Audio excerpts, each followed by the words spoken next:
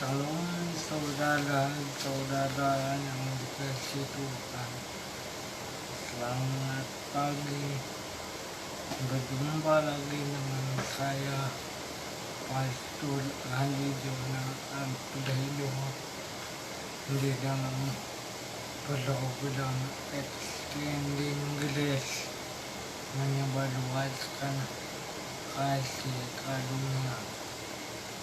Sebuah pengajaran yang memerdekakan hidup kita tengah menerangi dan menuntun kita ke dalam kebenaran Injil yang sejati, Injil kasih karunia. Pada kesempatan hari ini saya akan menyampaikan berita kabar baik tentang eskatologi atau kedatangan ke Yesus Kristus kedua kali. Dan saya beri judul kedatangan Yesus Kristus sudah di ambang pintu.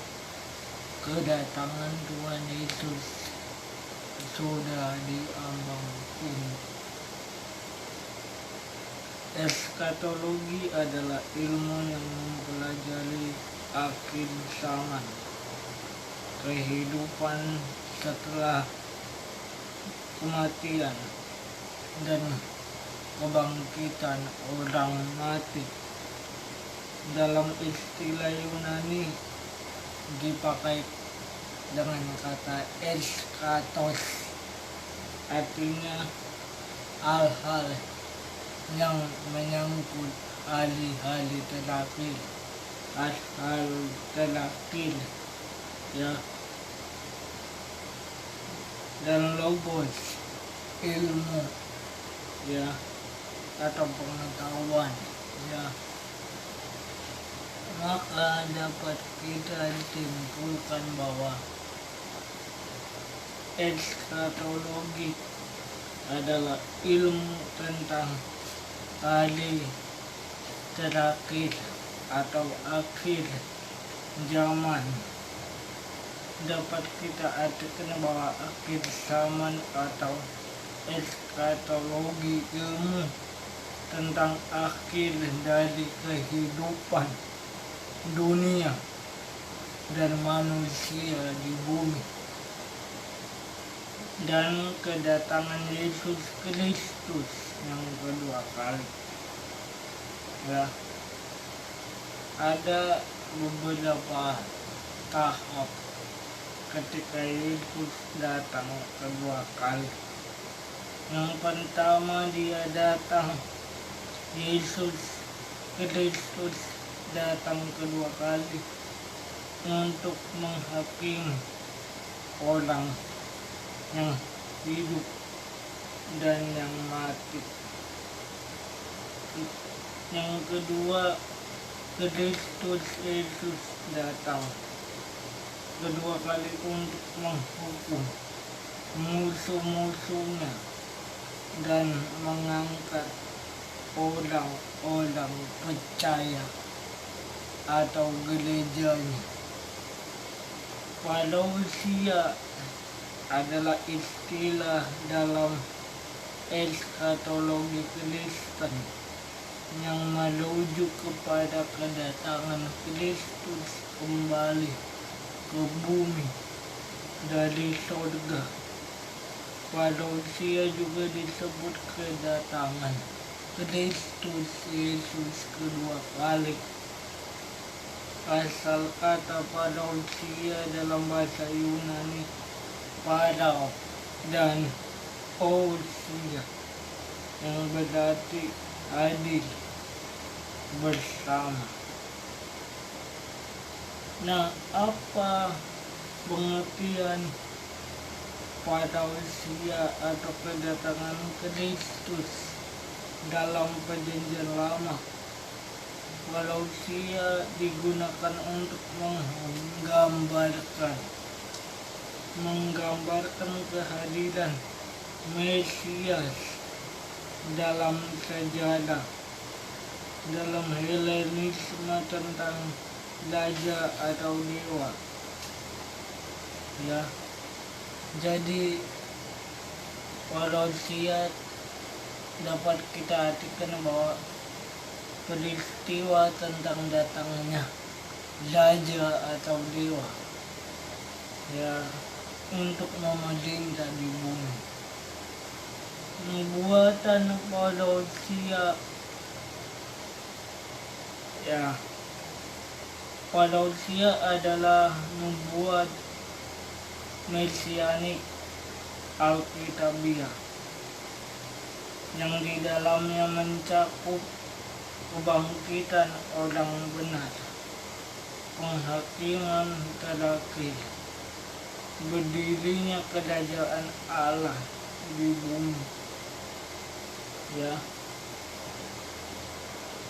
ada juga, ya, pandangan yang bervariasi bagi denominasi kekristenan atau denominasi gereja mengenai parousia atau eskatologi.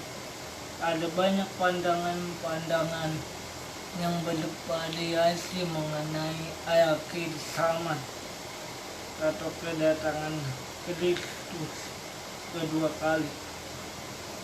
Sekarang kita lihat apa tanda-tanda kedatangan Yesus Kristus kedua kali. Ya, apakah tanda-tandanya itu? Ada beberapa tanda-tanda saudara mengenai kedatangan Yesus. Yang pertama, terjadinya kemurtadan atas hidup manusia, atau manusia akan murtad.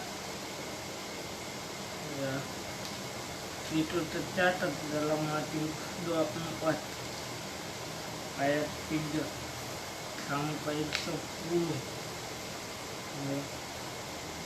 Ketika Yesus duduk di atas bukit Zaitun, datanglah murid-muridnya kepadanya untuk bercakap-cakap sendirian dengan dia.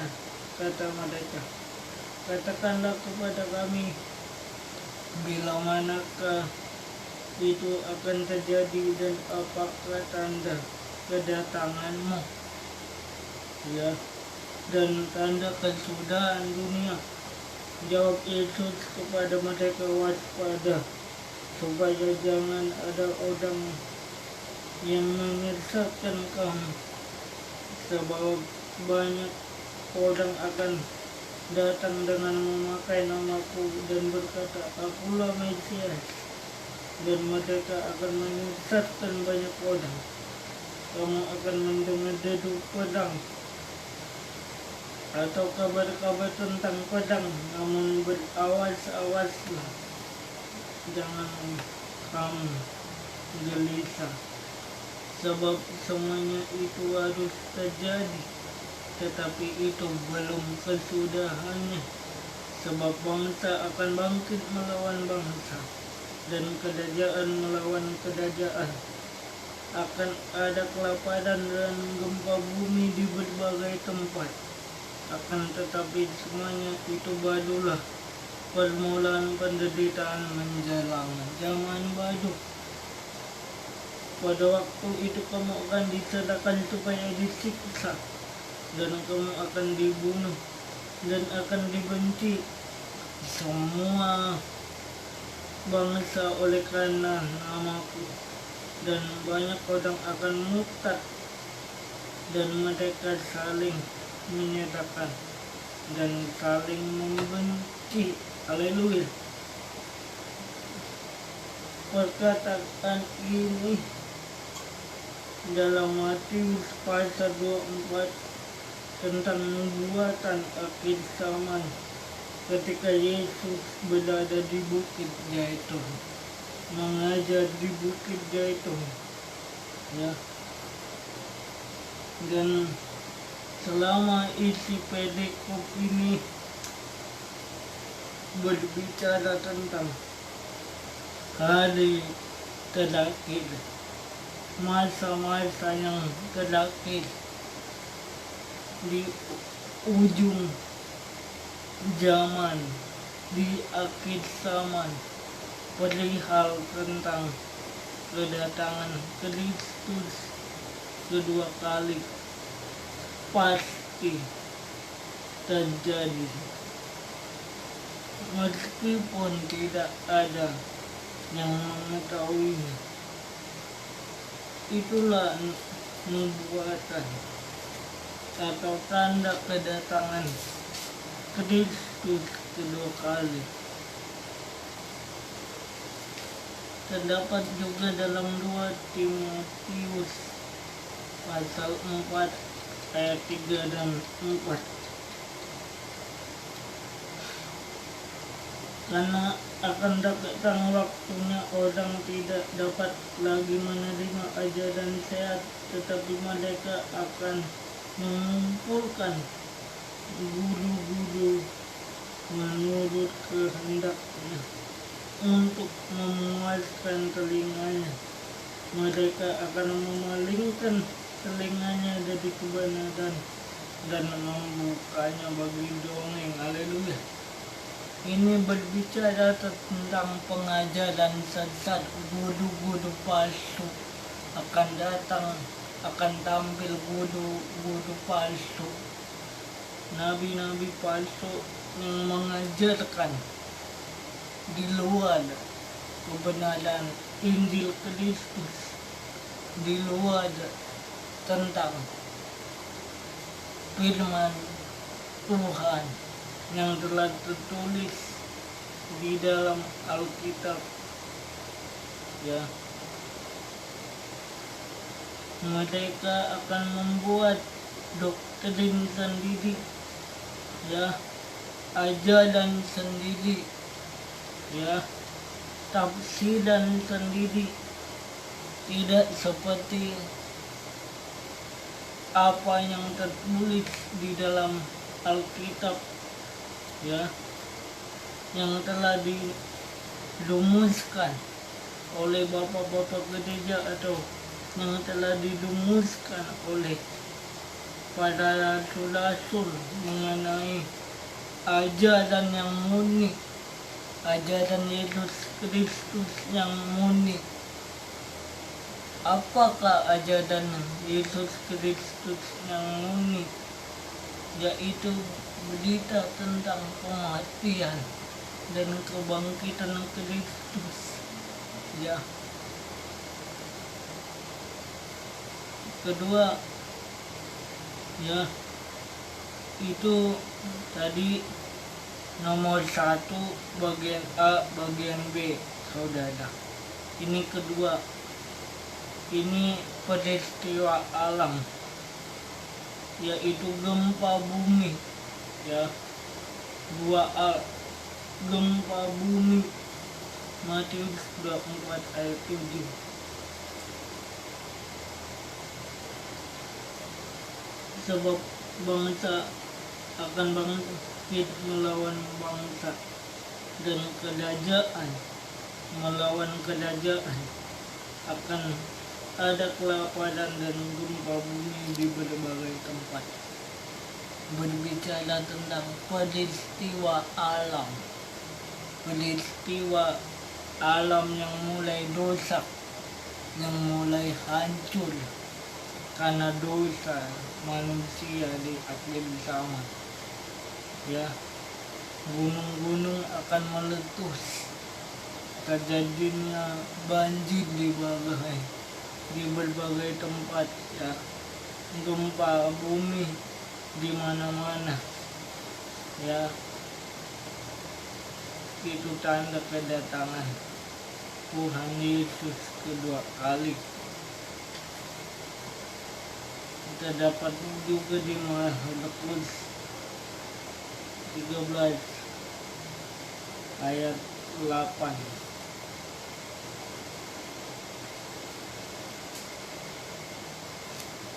Jadi kedatangan Yesus kedua kali akan terjadi dan pasti datang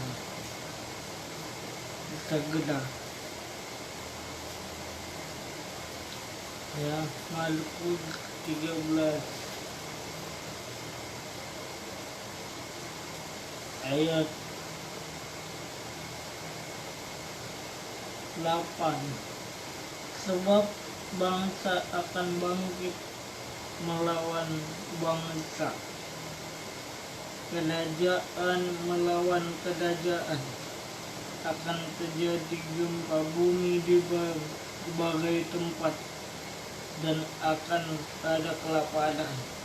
Semua itu barulah permulaan penderitaan menjelang zaman baru. Kita lihat ada terjadi beberapa kelompok tertentu, ya, pedang di mana-mana, di Ukraina, di Rusia, ya, pedang terjadi mengakibatkan banyak korban, ya, itu telah digenapi sesuai dengan nas Alkitab di Markus 13, ya. Bangsa melawan bangsa lain, ya, itu terjadi. Kejahatan di mana-mana, ya. Munculnya antikristus. Antikristus, apa sih arti dari antikristus? Antikristus artinya orang-orang yang menolak atau bertentangan dengan Kristus. Dari kata antikris, yang menolak atau bertentangan dengan Kristus, ya. Jadi munculnya antikristus tidak dari luar gereja, tidak dari luar kalangan kekristenan, tidak dari agama lain. Meskipun itu ada juga, tetapi itu hanya buah dari kejahatan antikris,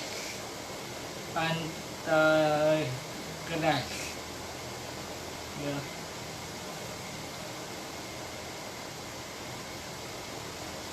Dikatakan di sana Matius 24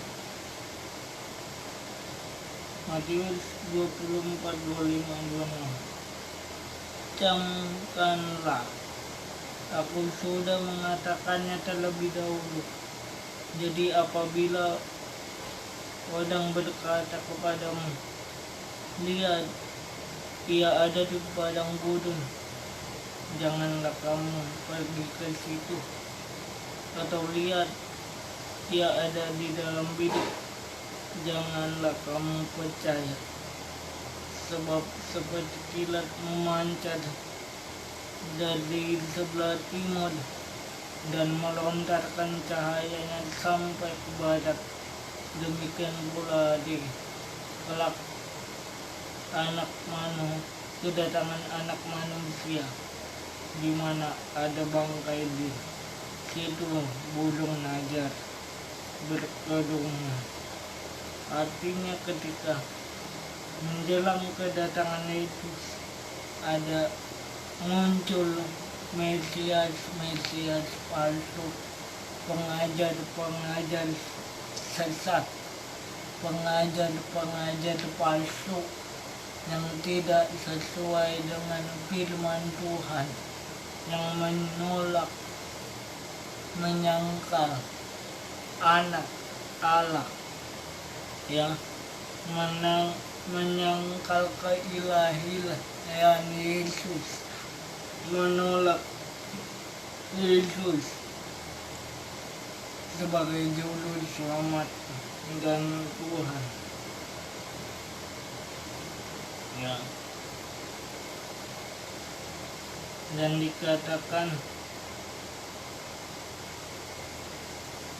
di sana, sebab sama seperti kilat memancar dari sebelah timur. Ini berbicara bahwa kedatangan Kristus secara tiba-tiba, mendadak, ya. Jadi tidak tahu pasti waktunya. Beda dengan ketika kita misalnya akan terjadi hujan di berbagai belahan dunia, ya, akan terjadi hujan deras. Itu kan tanda-tandanya petir, ya, gelap gulita, ya. Kalau hujan datang masih ada tanda-tandanya, betul. Tetapi ketika Yesus datang, tidak ada yang tahu, atau tiba-tiba kita akan diangkat menyongsong Tuhan ke angkasa. Di kitab lain dikatakan ada yang lagi bekerja, ada yang lagi di ladang, ya, ada yang lagi sibuk mengerjakan pekerjaannya di dunia, ya.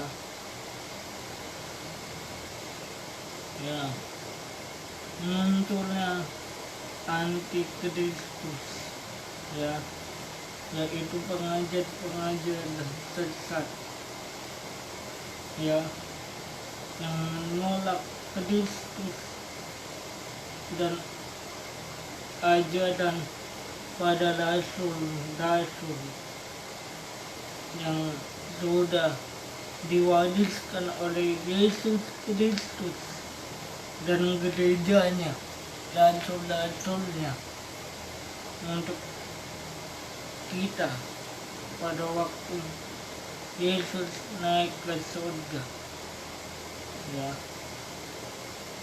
Markus 13 ayat 5 dan 6. Saudara bisa baca di rumah tentang kedatangan Yesus kedua kali. Jadi waktunya sudah singkat, saudara. Meskipun kita tidak tahu jam, waktu, tanggal, hari kedatangan Yesus, ya. Sebab Mesias palsu dan nabi-nabi palsu akan muncul, dan mereka akan mengadakan tanda-tanda dan mujizat dengan maksud sekiranya mungkin menyesatkan orang-orang pilihan. Markus 13 ayat 22. Ya, banyak akhir-akhir ini pada pembicara atau pada hamba Tuhan di Indonesia, di dunia ini, menyandang gelar sebagai hamba Tuhan, ya, tanpa dia memiliki status yang benar sebagai hamba Tuhan, ya. Mereka hanya untuk memperkenalkan dirinya, memperkenalkan siapa dirinya bahwa dia pintar berkhotbah, pintar menafsir Alkitab, pintar menyampaikan berita tentang firman Tuhan, hafal Alkitab, hafal isi Alkitab dari Kejadian sampai Wahyu, tapi mereka tidak memiliki hubungan dengan Kristus. Mereka menjadi hamba Tuhan hanya untuk memperkaya dirinya sendiri, memeras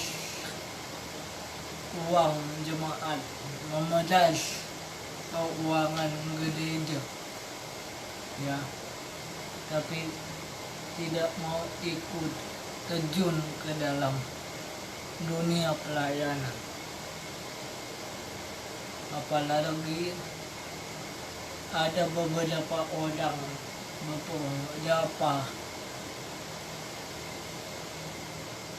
orang atau jemaat Tuhan, ketika dia mempunyai modal yang cukup untuk membangun gereja, dia memiliki modal yang cukup untuk membangun gedung gereja, lalu mengumpulkan beribu-ribu jemaat dari uang yang dia dapat, lalu membentuk gereja-gereja baru tanpa dia tertabis oleh akademis atau melalui tabisan pada imam-imam atau pada pemimpin-pemimpin secara institusi gereja. Ya, mereka menyandang sebagai gembala, membuat gereja baru, institusi baru, tanpa ada yang mentabiskan mereka dari beberapa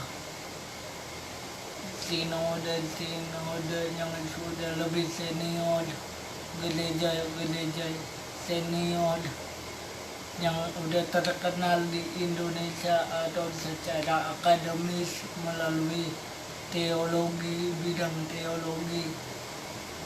Ini bukan berarti saya mengatakan bahwa seseorang yang tidak berteologi atau sekolah teologi tidak bisa membangun gereja,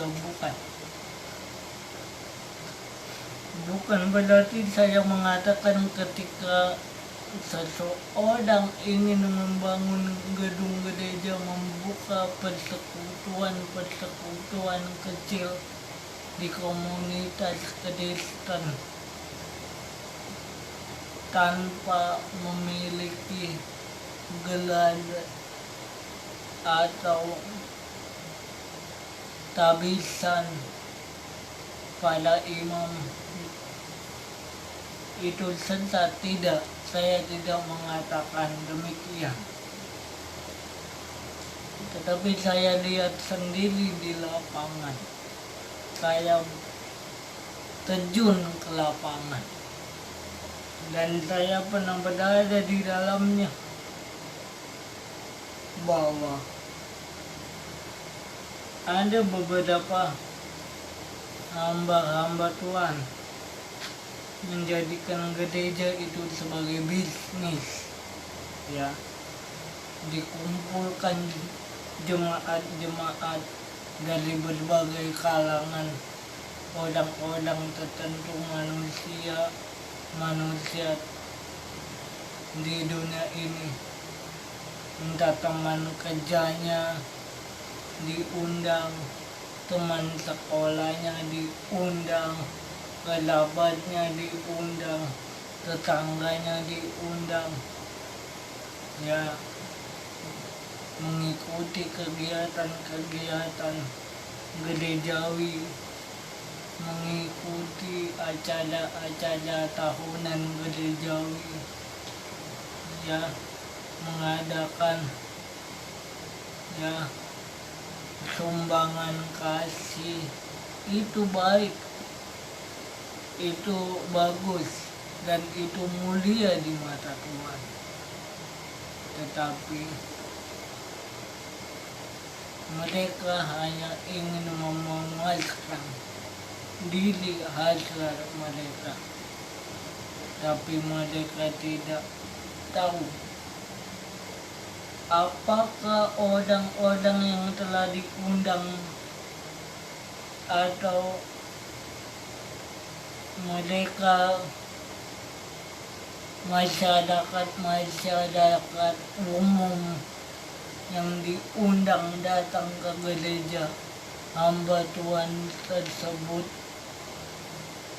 sudah mengenal firman Tuhan, sudah mendalami firman Tuhan, sudah mengenal ajaran Yesus Kristus dan pada rasulnya, ya.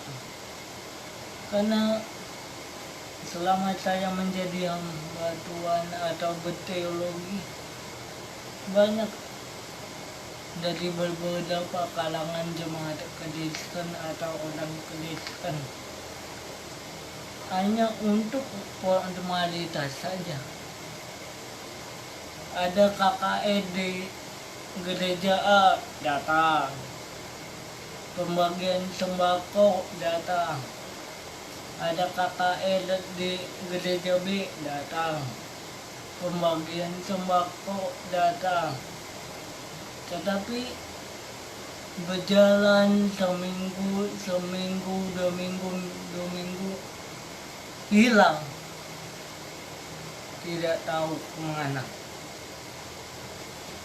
Ada juga ketika momen-momen tertentu baru datang ke gereja, ya, karena dapat undangan ketika pesta Natal, perayaan Natal, hadirilah Natal, ya, disediakan snack,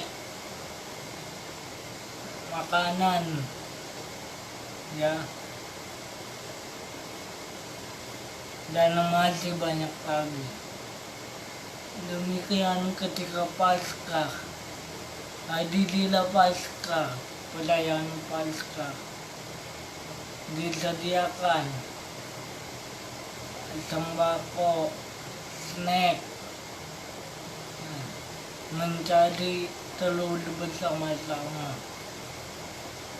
Lalu setelah usai hari raya tersebut, hilang lagi, tidak menetap di mana gerejanya. Dan saya pun pribadi mengalaminya dahulu.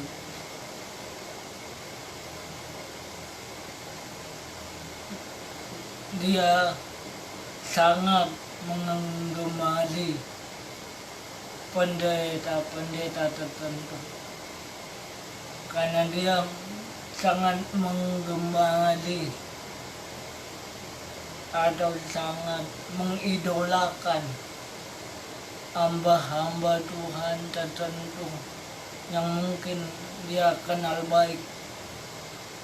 Dia datang ke tempat itu, melihat idola yang adalah hamba Tuhan yang akan menjadi pembicara di gereja itu. Ada idolanya, ya. Pendeta A, pendeta B sedang berkhotbah di tempat ini. Pendeta C sedang berkhotbah di tempat ini. Hadirilah, datang. Apalagi kayak saya ini, kayak saudara-saudara ini yang mungkin baru mengikuti dunia pelayanan, masih muda, ya, terlihat tampan, terlihat cantik, ya, terlihat berwibawa, ya. Tapi apakah orang-orang begitu sudah mengalami perjumpaan dengan Yesus, apakah mereka sudah menerima Yesus sebagai juru selamat dan Tuhan? Ya, munculnya mujizat palsu, ya. Dia bisa menyembuhkan penyakit-penyakit dalam nama Yesus, menyembuhkan seseorang dengan memakai nama Yesus, melakukan mujizat dengan nama Yesus.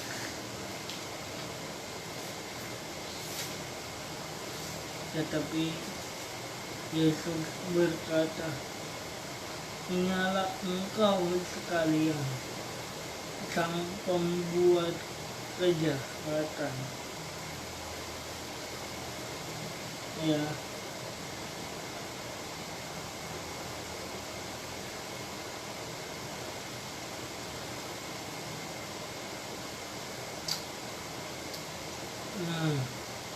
ada beberapa banyak ayat yang akan saya bagikan, tetapi saya persingkat, yaitu di Lukas 21 ayat 8.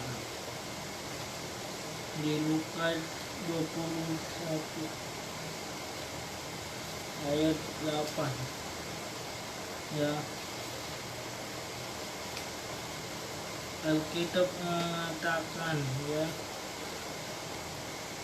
di Lukas 21 ayat 8 mengenai munculnya antikristus, munculnya pengajar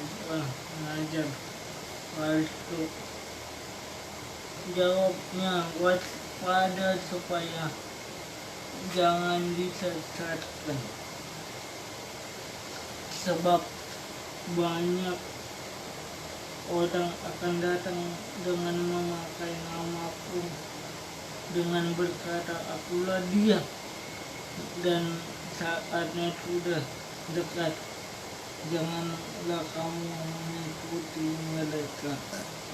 Ya, memakai nama Yesus untuk keperluan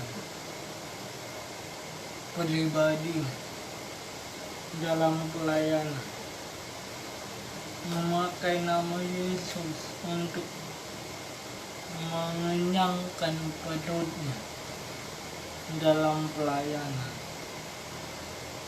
Apa contohnya, Pak?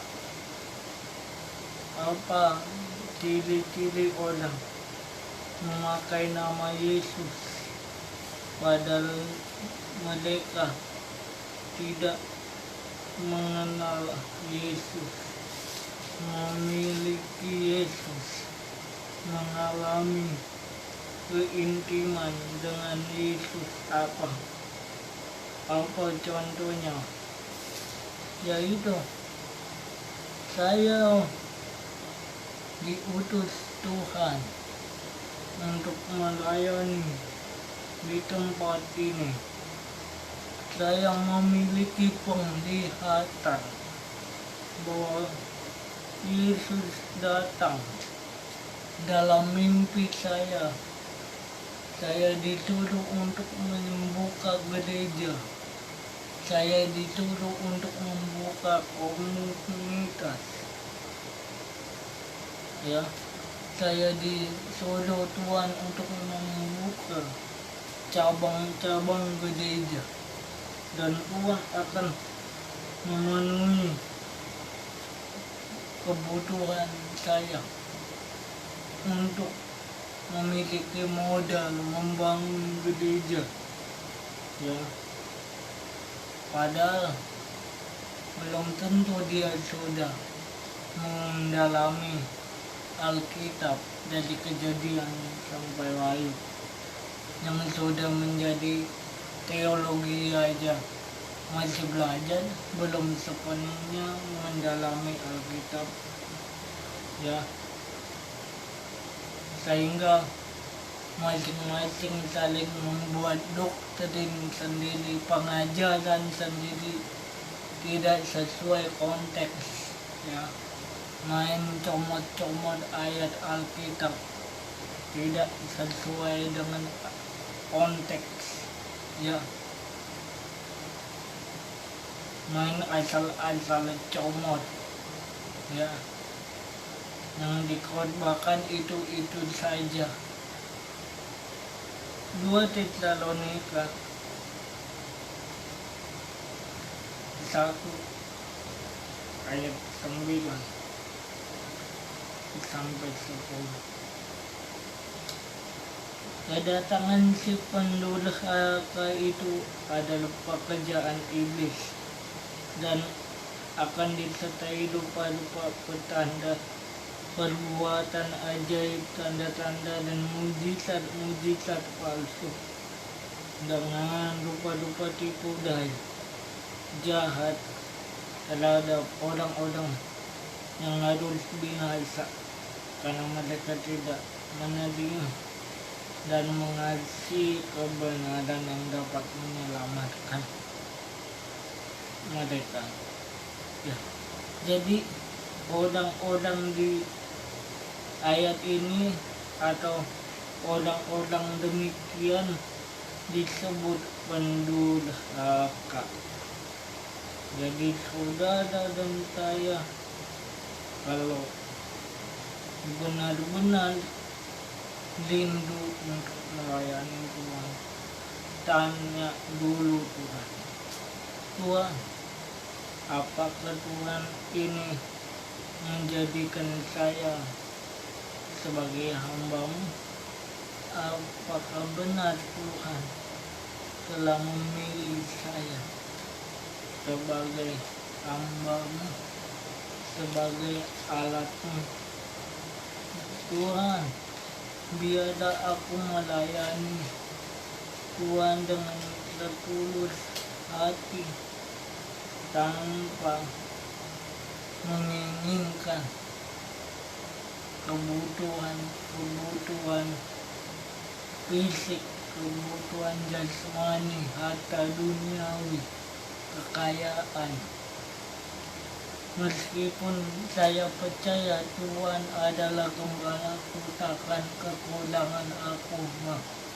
Meskipun saya percaya Allahku akan memenuhi segala kebutuhan, keperluanku menurut kekayaan dan kemuliaannya dalam Yesus Kristus. Ya, saya percaya saya diberkati. Saya percaya saya diberi berkat. Ya, kebutuhanku dicukupi. Ya, tetapi jangan itu menjadikan alat dasar untuk mendapatkan itu, berkat-berkat itu melalui pelayanan, melalui membuka gereja pelayanan, ya. Markus 13 ayat 22. Sebab Mesias palsu dan nabi-nabi palsu akan muncul dan mereka akan mengadakan tanda-tanda dan mujizat dengan maksud sekiranya mungkin orang menyesatkan orang. Wahyu 19 ayat 20. Saudara bisa buka di rumah 2 Tesalonika 2 ayat 9 sampai 10. Saudara buka di rumah tanda-tanda ini sedang dan sudah digenapi. Itu berarti bahwa firman Tuhan itu adalah iya dan amin. 2 Korintus 1 ayat 10. Jadi tanda-tanda itu sedang digenapi, akan digenapi, dan sebagian telah sudah digenapi. Itu berarti bahwa firman Tuhan tidak pernah gagal. Firman Tuhan iya dan amin. Ya. 2 Korintus 1 ayat 30. Ya.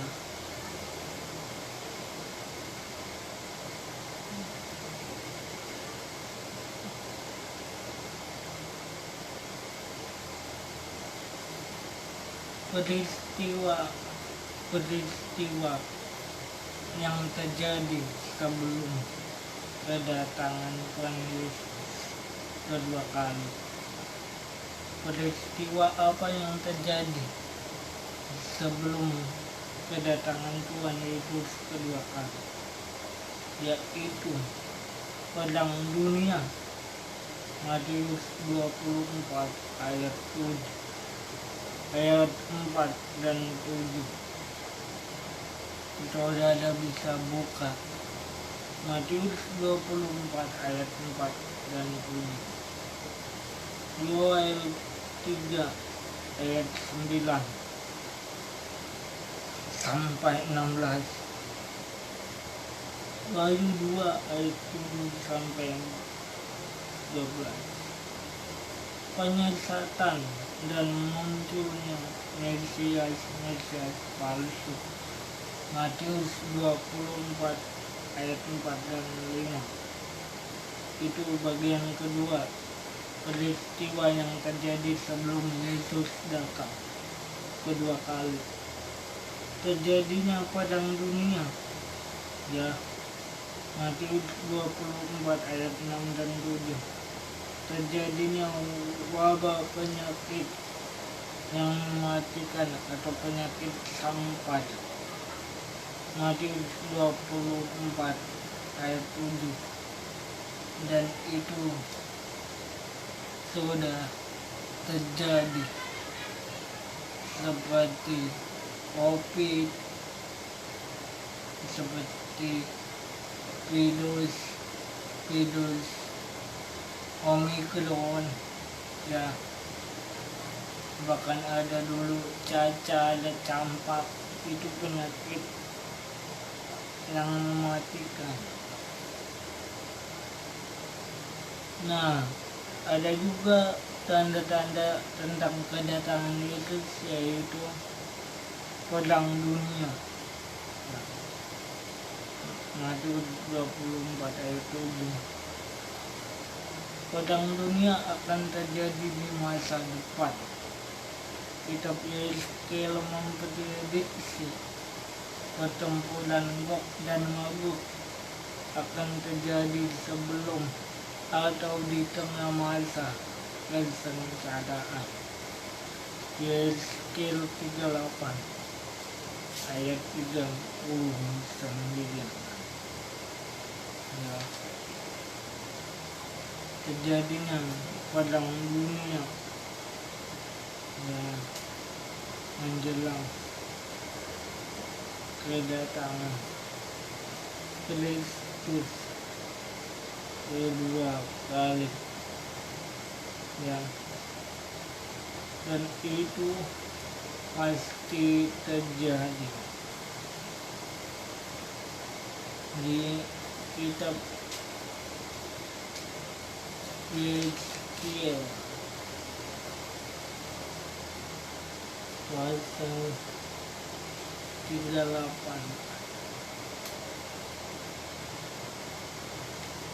sampai pasal 39.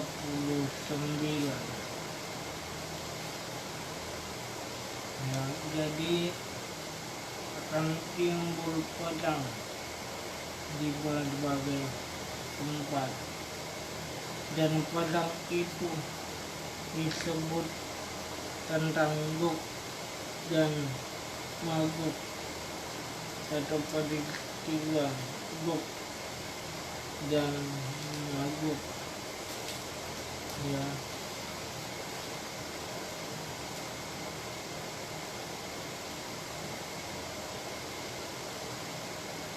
peristiwa Gog dan Magog, ya nanti saya akan jelaskan di waktu akan datang mengenai Gog dan Magog. Apa itu Gog dan Magog? Kristus mengajarkan bahwa peperangan akan terjadi sebelum kedatangannya yang kedua kali, dan itu juga digenapi di Matius 24, tanda-tanda kedatangan Yesus dan dedu padang menjelang kedatangannya di Matius 24 ayat 4 sampai 31.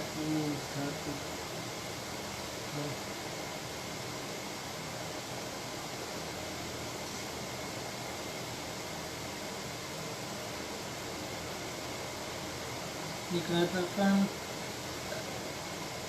sebab Mesias palsu dan nabi-nabi palsu akan muncul, dan mereka akan mengadakan tanda-tanda yang dahsyat dan mujizat,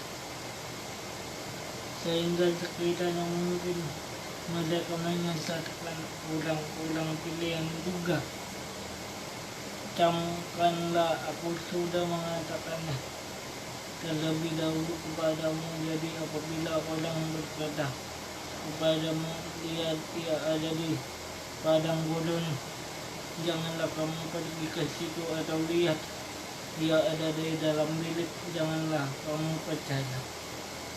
Sebab kami seperti kilat memancar dari sebelah timur dan melontarkan cahayanya sampai ke barat. Demikian pula kelak kedatangan Anak Manusia, di mana ada bangkai, di situ burung naga berkerumuh.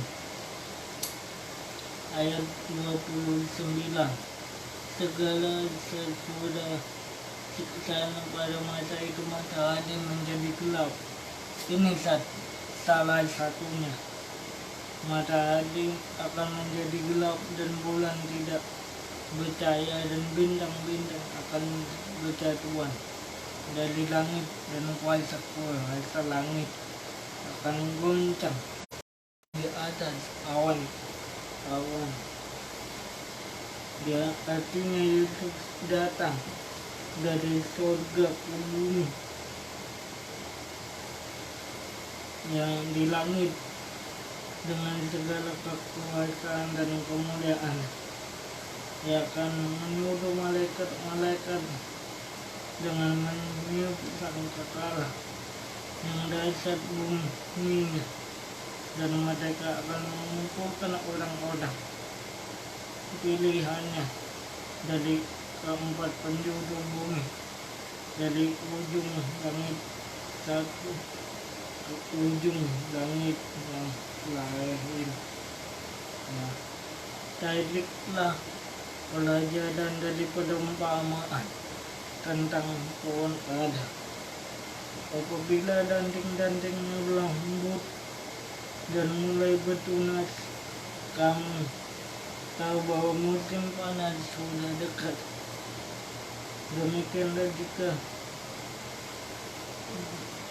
kamu melihat semuanya ini, ketahuilah bahwa waktunya sudah dekat, sudah diambang pintu. Aku berkata kepadamu, sesungguhnya angkatan ini tidak akan berlalu sebelum semuanya terjadi. Langit bumi akan berlalu, tetap perkataanku tidak akan berlalu. tetapi tentang pada hari dan saat itu tidak seorang pun mengharap, baik malaikat di surga tidak, dan anak pun tidak, hanya Bapa sendiri. Ya, kedatangan Yesus Kristus sudah di ambang pintu. Memang tidak ada yang tahu. Yesus pun tidak tahu sebagaimana manusia ya pada waktu itu. Hanya Bapa sendiri. Ada juga yang beranggapan masa kesengsaraan atau masa gereja di pertengahan. Ya, jadi ada juga menganggap ini masuknya masa kesengsaraan.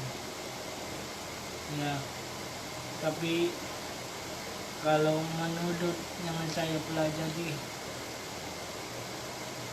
munculnya masa kesengsaraan dan penganiayaan itu tidak akan datang, tidak akan terjadi untuk gereja,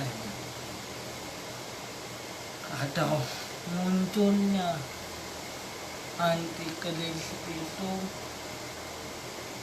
tidak akan menimpa kita, orang-orang percaya yang telah ditebus oleh Yesus. Masa penganiayaan itu, kesengsaraan itu ya tidak akan terjadi pada saat kita masih hidup di dunia ini. Sekalipun sekarang pun kita mengalami tekanan, kita mengeluh, kita mengedang di dunia akhir zaman ini. Meskipun terkadang pun kita mulai menghadapi berbagai krisis di dunia, baik dari segi ekonomi ya, dari perilaku manusia yang tidak mengenal Allah ya, terjadinya wabah penyakit atau pedang di mana-mana. Tetapi masa kesengsaraan itu ya akan memerintah di pertengahan ya, dan di situ juga gereja akan diangkat. Saudara dan saya adalah gereja Tuhan ya, yang telah menyatu ya di dalam kasih karunia Tuhan. Maka dari itu bertahanlah, dikatakan di Matius 24 ayat 13, bertahanlah. Tetapi orang yang bertahan sampai pada masa kesudahannya akan selamat ya. Munculnya cawan murka Allah, petunjuk cawan murka Allah. Markus Wahyu 16 ayat 1 sampai 21. Wahyu 16 ayat 1 sampai 21. Saudara bisa baca. Nah, kita akan melihat isi dari Wahyu 16 ayat 1 sampai 21. Kita dapat melihat 7 cawan murka Allah yang terdapat dalam Wahyu 16 ayat 1 sampai 21. Yang pertama, bumi. Apa yang terjadi di bumi ya, munculnya bisu munculnya penyakit bisul. Ya, ini menyangkut kepada tulah yang terjadi di kitab Keluaran.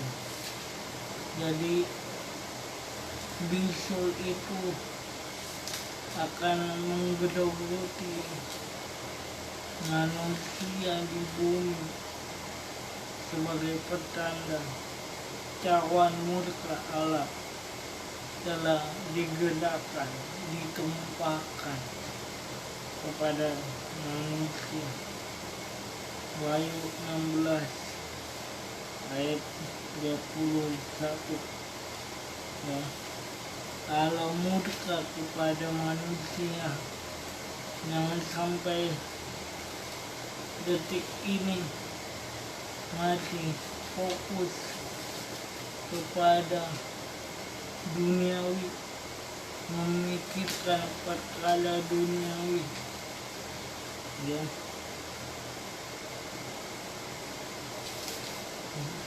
memikirkan hal-hal duniawi. Markus 16 ayat 1 sampai 21. Ya,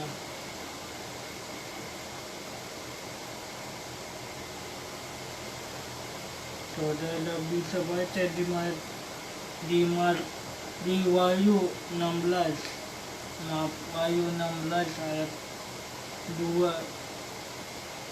mengenai ketujuh malapetaka. Wahyu 16 ayat 2.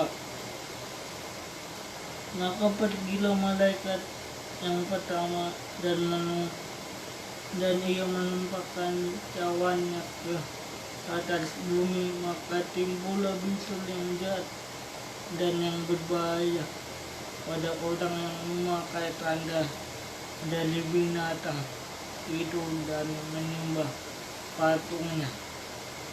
Apa penyebab bisul itu datang? Yaitu karena menyembah atau memakai tanda binatang untuk menyembah patung itu. Ya, itulah yang akan dihadapi. Bilangan itu sering dikenal, tanda itu sering dikenal dengan tanda 66. Tanda 666 itu adalah tanda manusia atau antikris yang menolak kasih karunia, menolak Yesus Kristus sebagai juru selamat dan Tuhan. Ketika tanda itu diberi, ya, maka mereka sudah menjadi anggota dari kelompok antikris. Memang ketika mereka memakai tanda itu dapat memudahkan mereka untuk berjual beli, ya, saat berdagang, saat membeli sesuatu, saat menjual sesuatu, dan menguntungkan bagi orang-orang yang mungkin lebih fokus kepada harta duniawi. Ya,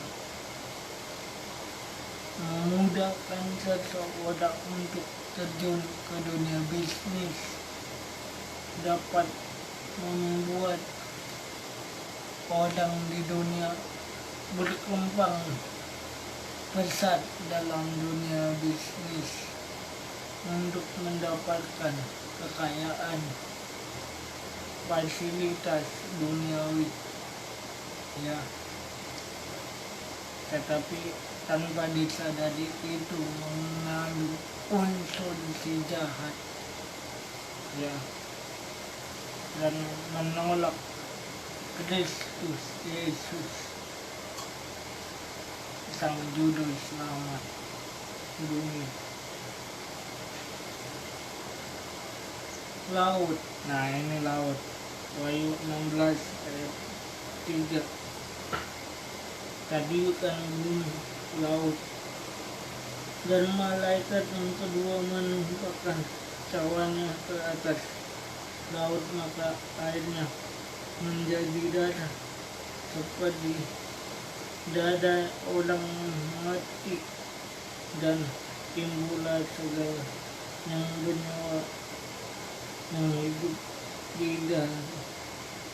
di dalam laut, ya, itu sama dengan tulah di perjanjian lama, bahwa air akan menjadi dada, tetapi dada itu seperti dada orang mati dan mematikan orang-orang yang ketika masuk ke laut tersebut mengakibatkan maut ketika orang masuk ke dalam laut tersebut, ya.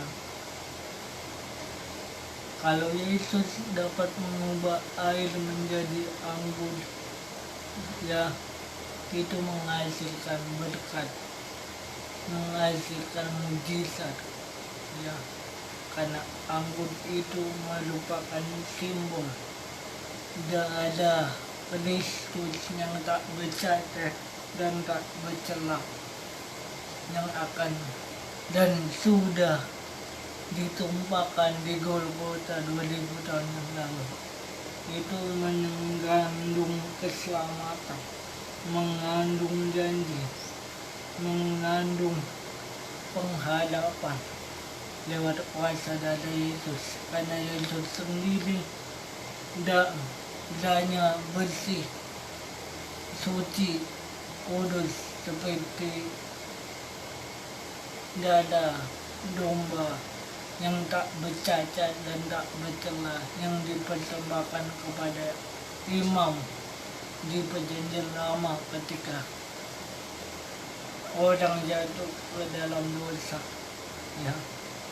Tetapi dada di sini bukan dada Yesus, yaitu dada yang mematikan, ya, dada yang mengandung racun yang mematikan, karena murka Allah kepada orang-orang yang sampai matinya, sampai akhir hidupnya tidak percaya Yesus, ya. Ayat Wahyu 13 ayat 11 sampai 18, ya, itu mengenai bilangan 666 yang akan dipakai bagi orang-orang yang sudah pasti binasa. Ada lagi sungai mata air, Wahyu 16 ayat 4 dan 5, yang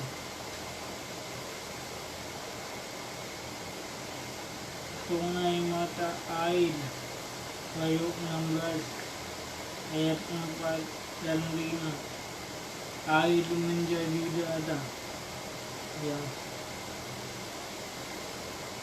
dan malaikat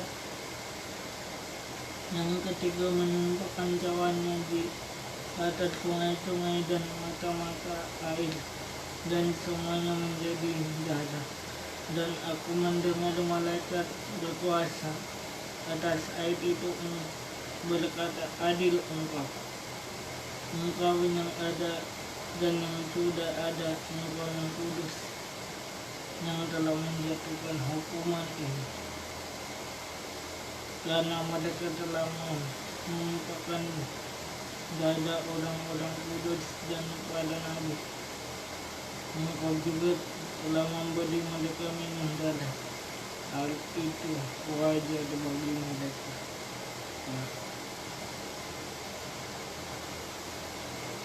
Yang keempat, matahari. Wahyu 16 ayat 8. Ya, matahari akan menghanguskan manusia di dunia. Jadi nanti ketika akhir zaman itu akan ada matahari yang jauh lebih panas dari matahari yang saat ini kita rasakan. Kalau saat ini ketika kita berada di bawah terik matahari, sinar matahari tidak seberapa panasnya, tidak sebegitu dalamnya atau panasnya matahari sekarang, ya.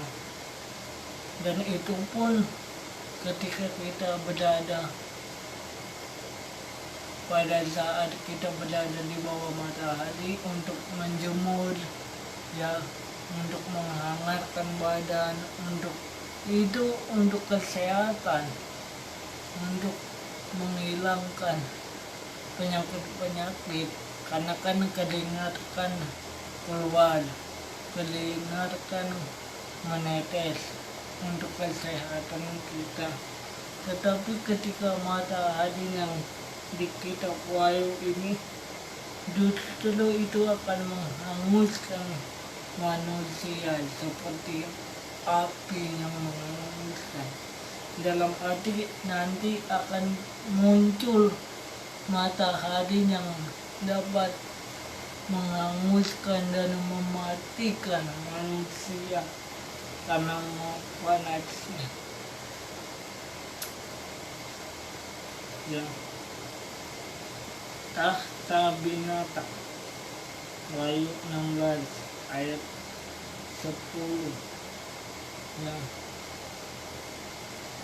Ini berbicara tentang kerajaan gelap, ya.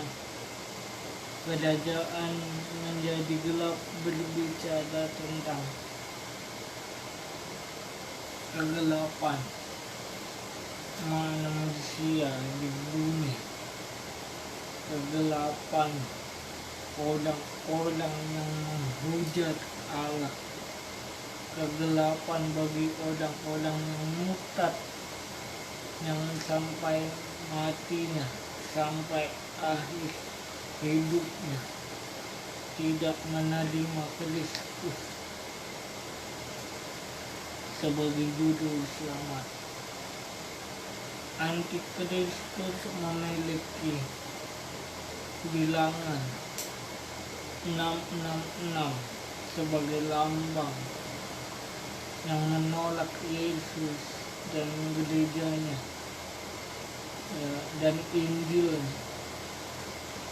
Saudara bisa baca di Wahyu 13. Saudara diberkati yang Wahyu 13 ayat 11 sampai 18, ya, mengenai tanda yang diberikan, yaitu tanda 666.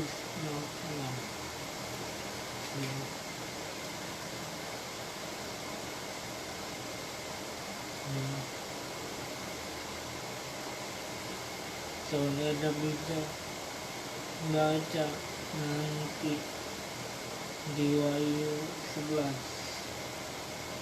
ayat 1 sampai 18, ya. Dan itu antikris ini akan menguasai dunia menguasai pemerintahan dunia, memerintah di dunia, ya. Dan itu tercatat di Wahyu 13 ayat 7, Wahyu 13 ayat 7, Daniel 13 ayat 23. Kristus, sebelum Kristus datang, Antikris akan menguasai dunia, menguasai alam ini. Antikristus akan menguasai ekonomi dunia dan memberi tanda di tangan dan di dahi, sehingga dapat membeli dan menjual dengan tidak sembarangan. Wahyu 13 ayat 8. Jadi cukup singkat perjalanan kehidupan manusia, ya.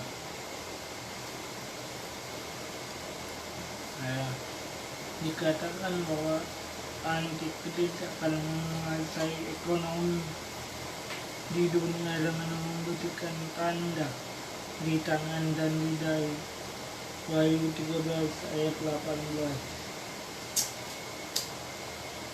Yang penting di sini adalah hikmat. Barang siapa yang bijaksana, baiklah ia menghitung bilangan itu, karena bilangan itu adalah bilangan seorang manusia, dan bilangannya ialah 666. Ini tanda mengenai Antikris, merupakan simbol manusia yang telah jatuh ke dalam dosa, ya. Tapi saudara dan saya telah lebih dahulu menyongsong Kristus di angkasa. Penglihatan Rasul Yohanes mengenai tanda binatang, Wahyu 13 ayat 17 sampai 18, ya. Dan tidak seorang pun yang dapat membeli atau menjual selain daripada mereka yang memakai tanda itu, yaitu nama binatang itu dan bilangan namanya. Yang penting di sini ialah hikmat bagi barang siapa yang bijaksana, baiklah menghitung bilangan binatang itu, karena bilangan itu adalah bilangan seorang manusia. Bilangannya ialah 666, ya. Jadi otomatis seseorang yang ingin mengikuti Antikristus atau bergabung dalam Antikristus, dia akan dipermudah dalam segala hal, dipermudah dalam berbagai aspek kehidupan, bisa mendapatkan sesuatu, ya. Namun mereka adalah pengkhianat yang menolak Yesus sebagai juru selamat. Tapi kita akan lebih dahulu menyongsong Kristus di angkasa. Amin, haleluya. Penglihatan Rasul Yohanes mengenai tanda binatang terdapat Wahyu 13 ayat 17 sampai 18, ya. Yang tadi kita sudah baca. Yesaya 17 ayat 12, 13. Ya, mereka akan bekerja sama dengan pasukan Armageddon menyerang Kristus, melawan Kristus ketika Yesus datang kedua kali. Berikut adalah tanda-tanda kedatangan Yesus kedua kali. Ada 2 tahap, yaitu tahap pertama, Yesus Kristus datang untuk mengangkat gerejanya yang sempurna, yang telah ditebus oleh darahnya, di mana kita gerejanya yang telah mati di dalam Kristus akan lebih dahulu dibangkitkan oleh Kristus. Dan bagi orang yang mungkin masih hidup di dunia sampai Yesus datang kedua kali, masih tinggal di bumi, kita akan diubah. Tubuh kita diubah menjadi tubuh kemuliaan, dan kita diangkat menyongsong Tuhan di angkasa. Karena Kristus akan datang bersama malaikatnya di udara. Matius 16 ayat 24 sampai 28. Dan itu adalah peristiwa yang spektakuler, yang sangat dinanti-nanti oleh orang Kristen di dunia. Ya.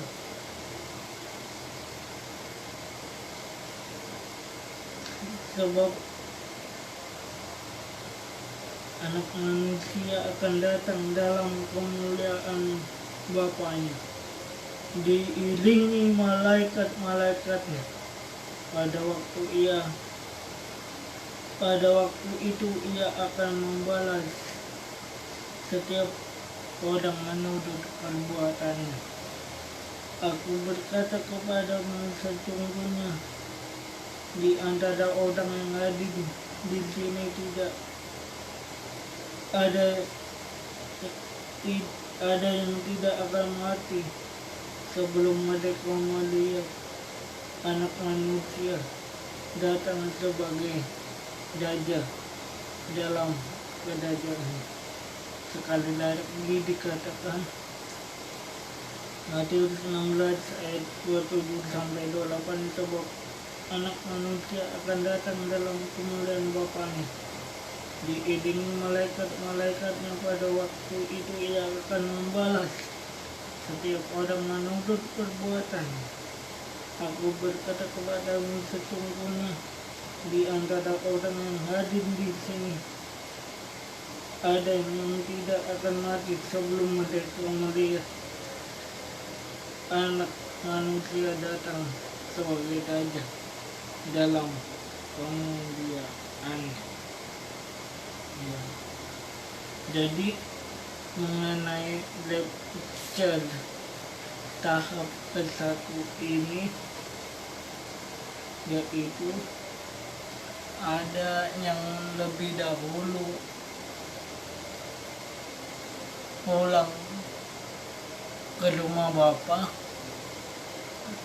Mereka yang ada di Firdaus akan datang turun ke dunia menjemput orang-orang yang masih di dunia atau yang masih di kuburan, yang belum mengalami kebangkitan orang mati. Tetapi di tahap kedua juga orang yang masih di dunia atau yang sudah mati di dalam Kristus akan dibangkitkan, akan terangkat, akan naik menyongsong Tuhan di angkasa.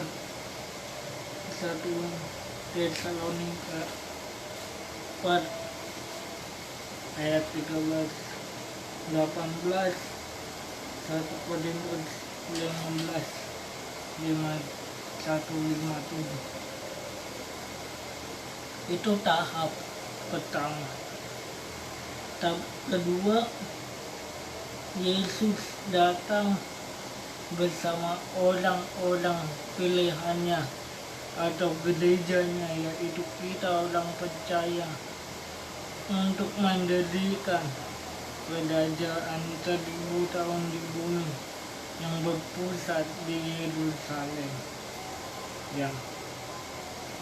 Jadi sebenarnya yang saya pahami, mungkin ada beberapa sebagian yang berbeda pemandangannya dengan saya. Tidak apa-apa, mohon maaf apabila pandangan Bapak Ibu Saudara berbeda dengan saya, ya, bahwa Kristus datang ke dunia bukan hanya memindahkan kita dari dunia ke surga.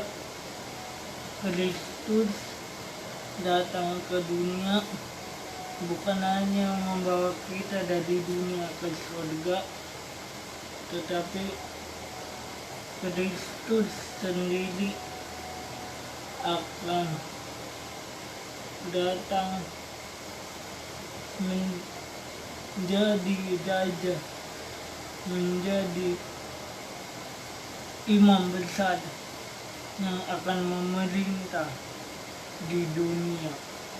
Jadi kerajaan surga, ya, atau hidup kekal itu, kekekalan itu akan merestorasi dunia yang telah jatuh ke dalam dosa, ya, yaitu ketika Yesus mendirikan kerajaan 1000 tahun damai di bumi. Wahyu 1 ayat 7,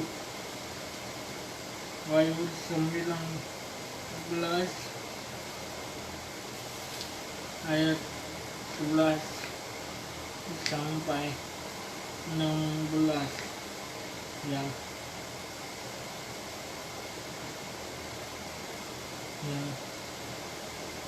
jadi Yesus Kristus juga akan memberikan kita jubah yang baik, jubah sebagai bukti bahwa kita telah dibenarkan oleh firman Tuhan. Ya. Lalu apakah yang terjadi ketika Yesus datang kedua kali? Itu kan tanda-tandanya tadi belum terjadi. Tadi kan hanya tanda-tanda, tahap-tahap, ya, contoh-contoh kedatangan Yesus kedua kali. Lalu ketika nanti terjadi, ketika nanti itu diungkapkan, apa yang kita lihat, apa yang kita dapatkan, apa yang kita alami ketika peristiwa kedatangan Yesus Kristus secara fisik untuk kedua kali datang ke dunia. ya, yaitu orang mati di dalam Dia akan dibangkitkan. Orang mati di dalam Kristus akan dibangkitkan. Ya, 1 Tesalonika 15 ayat 16. 1 Tesalonika 1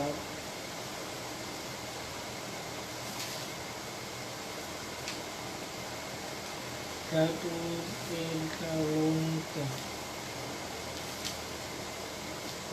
Saudara diberkati, amin. 1 Tesalonika 4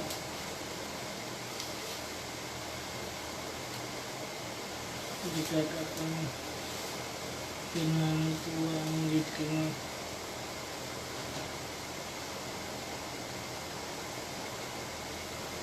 Ini kami katakan kepadamu dengan firman Tuhan kita yang hidup, yang masih tinggal sampai kedatangan Tuhan, sekali-kali tidak akan mendahului mereka yang meninggal. Sebab pada waktu tanda diberi, yaitu pada waktu penghulu malaikat berseru dan sangkakala berbunyi, maka Tuhan sendiri akan turun dari surga, dan mereka yang akan mati dalam Kristus akan lebih dahulu bangkit. Sesudah itu kita yang masih hidup, yang masih tinggal, akan diangkat bersama-sama dengan mereka dalam awan menyongsong Tuhan di angkasa demikian, dan kita akan selama-lamanya bersama-sama dengan Tuhan. Jadi ketika Yesus datang, kita akan menyongsong, menyambut, menanti, menyambut Yesus di angkasa. Kedatangannya akan terlihat. Ya, peristiwa apa yang terjadi ketika Yesus datang yang kedua? Kedatangannya akan dilihat semua orang. Ya, sebab sama seperti kilat memancar yang dari sebelah timur dan melontarkan cahayanya, demikian pula kali kedatangan manusia. Ya,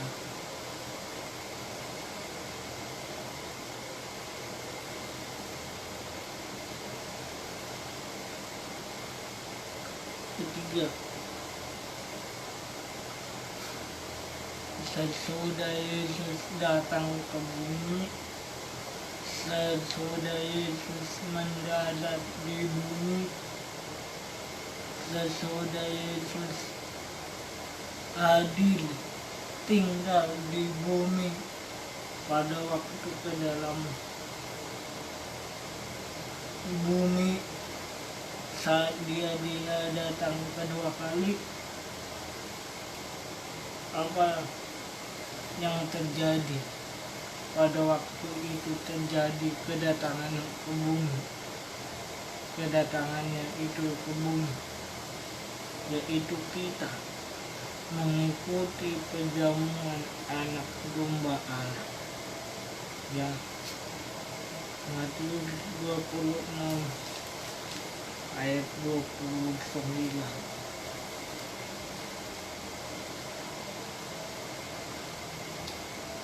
Akan tetapi aku berkata kepadamu, mulai dari sekarang aku tidak akan minum lagi hasil pokok anggur ini sampai pada hari aku meminumnya, yaitu yang baru bersama-sama dengan kamu di kerajaan Bapakku. Jadi kita mengikuti pesta perjamuan anak domba Allah yang adalah Kristus Yesus sendiri. Ya. Keempat, Yesus Kristus datang kembali mengaruniakan kepada kita mahkota kehidupan.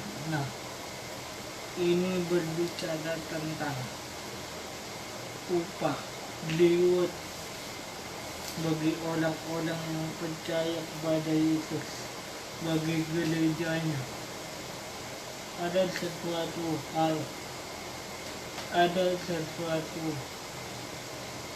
benda yang diwariskan, yang diberikan, yang dianugerahkan kepada kita orang benar, yaitu mahkota kehidupan.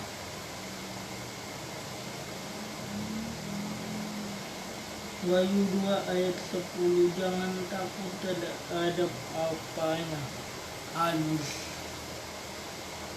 engkau derita.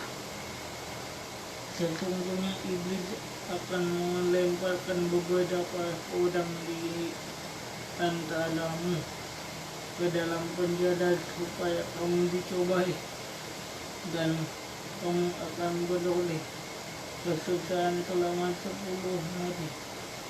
Hendaklah engkau setia sampai mati, dan aku akan mengaruniakan kepadamu mahkota kehidupan.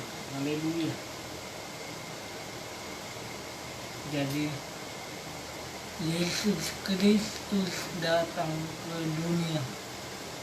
Yesus Kristus hadir di dunia pada hari kedatangannya yang kedua kali.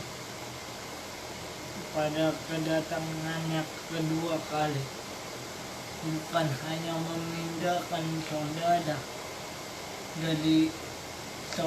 dari bumi ke surga, ya, dari bumi ke Yerusalem baru, ke Firdaus, ya, tetapi mengaruniakan mahkota kehidupan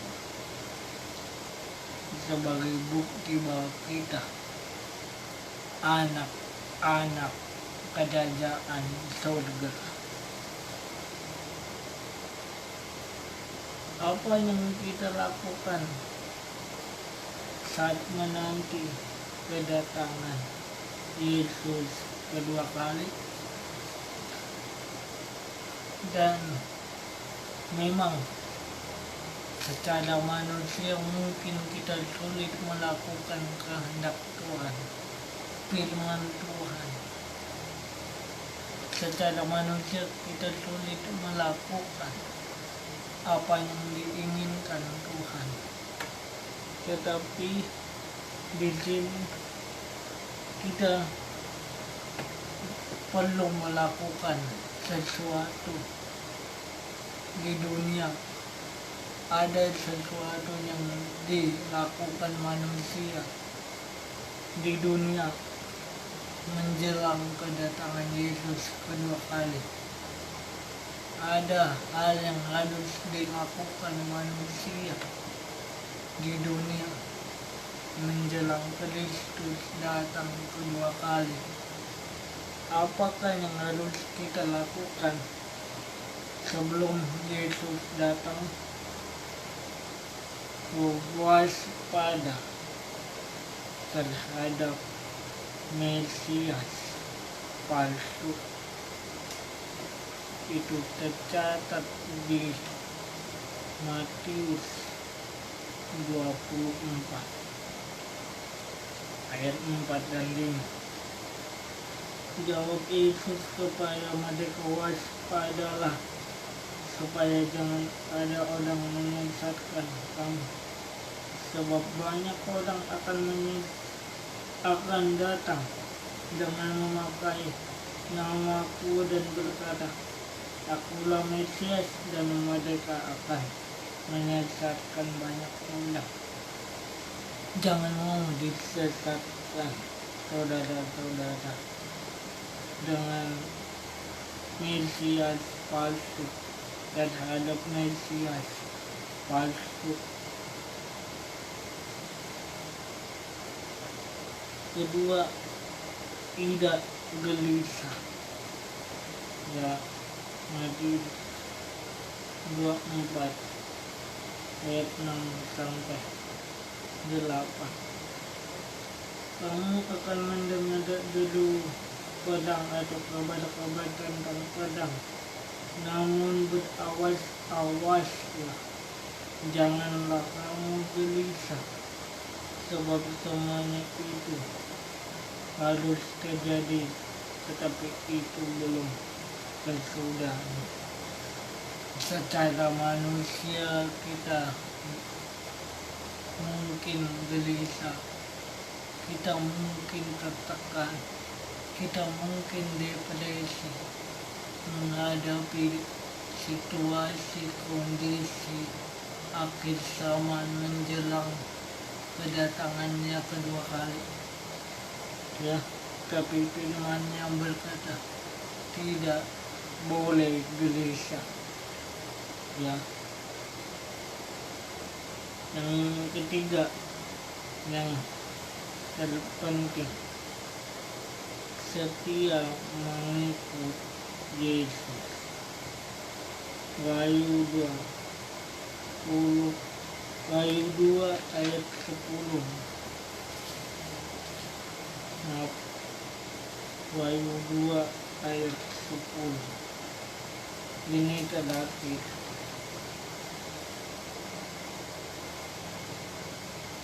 Wahyu